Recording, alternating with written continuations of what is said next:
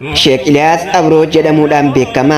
Aalimoota gurguddoo Harargee Lixaa qabdu keessaa inni nama tokkodha. Barsiisaa ilmi Islaamaa barsiisuudhaan beekamuudha. Keessumattuu nama sunnaa akkaan beekuu fi akkaan barsiisuudha. Yeroo ammaa tana maaliif akka hidhame wallaalus hidhaa jiraachuu isaa adda baafannee jirra. Aalimni hangana gayuu kan biyya tana keessatti suufiyyoota jidduu taa'ee osoo diin barsiisu rifeensi isaa lama ta'e kana rakkoon feetallee yoo jiraatte furuu dadhabee kan hin beekne kaabineen aanaa Abroo soomanaan sheeka hiite mana hidhaa keessatti iida akka dabarsu godhuun isaa waan akkaan nama gaddisiisudha. Qaamni dhimmi ilaallatu atattamaan dhimma kana faana bu'ee qulqulleeffatee sheeticha kana akka gadi lakkisan akka godhan kabajaa fi jaalalaan gaafanna.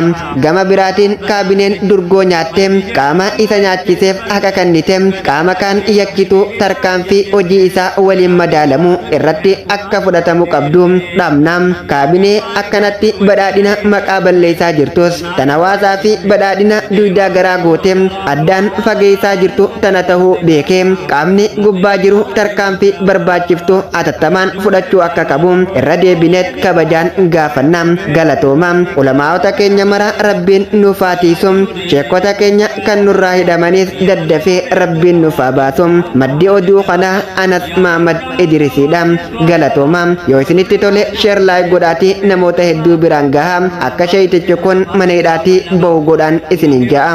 Waduwe islaamaatu holamoota jibba weertoo beekumsaati kanaaf jara deeba jara jiru diinii diiguuf karaa dhaba yaa nama beektota islaamaa jajjaba yaa kan ulamoota waa jettu arrabaan kun ulamaa nyaatte beekisummii qaba namni ulamaatu geefaliqaan wallaba namni rabbii wallabe abdii maalii qaba muumintoota saarratti rabbii nama daba adamni isaa jaba ana laansi daamaanu kennisi gamaa khidmaa diin islaamaa.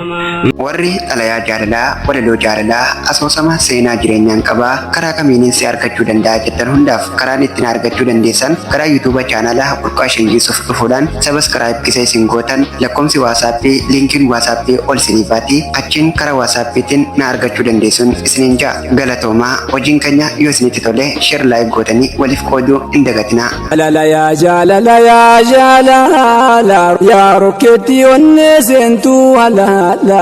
Sheekan jettu manguddoof dargaggeessa meessumaan miliqtee seenta keessa.